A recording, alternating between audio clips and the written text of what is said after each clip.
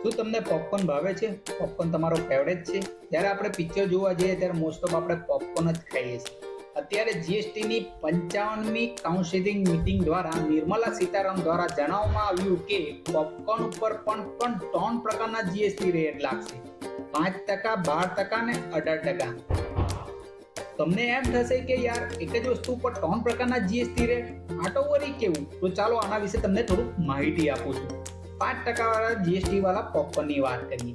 જ્યારે નોર્મલી છૂટા વેચવામાં આવશે પોપકોર્ન, એના પર ચીલી પાવડર અને મસાલો નાખીને સેલ કરવામાં આવશે તો એના પર 5% લેખે જીએસટી લગાડવામાં આવશે. આ કેમ 5% લેખે જીએસટી? જ્યારે નોર્મલી વસ્તુ સેલ કરવામાં આવે છે ને ખાવાની વસ્તુ, તો તેના પર બી આપણે મોટે ભાગે 5% જીએસટી હોય, એના માટે આ 5% લેખે જીએસટી લગાડવામાં આવશે. હવે આપણે વાત કરીએ 12% વાળા જીએસટી વાળા પોપકોર્નની વાત કરીએ. જ્યારે આ છૂટું વસ્તુ સેલ કરવામાં આવે છે મસાલો નાખીને, હવે એને પેકિંગ કરીને વેચવામાં આવશે અથવા એના પર કોઈ કંપનીનું લેબલ લગાડીને જો સેલ કરવામાં આવશે તો એના પર 12% લેખે જીએસટી લાગવામાં આવશે. હવે તમે એમ વિચાર કરશો કે યાર આ પેકિંગ કરીને વેચવામાં આવે તો એના પર 12% લેખે જીએસટી.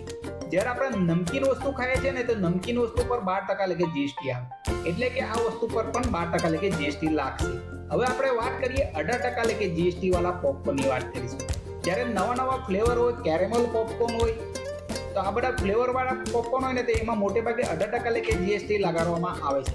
એટલે 18% જીએસટી એટલે કે કેરેમલ પોપકોર્ન હોય એમાં ખાંડ મિશ્રણ કરીને વેચવામાં આવે. હવે તમે એમ કહેશો કે યાર મસાલાવાળાના 5% અને હવે ખાંડ મિશ્રણ કરીને વેચવામાં આવે તો એના 18%.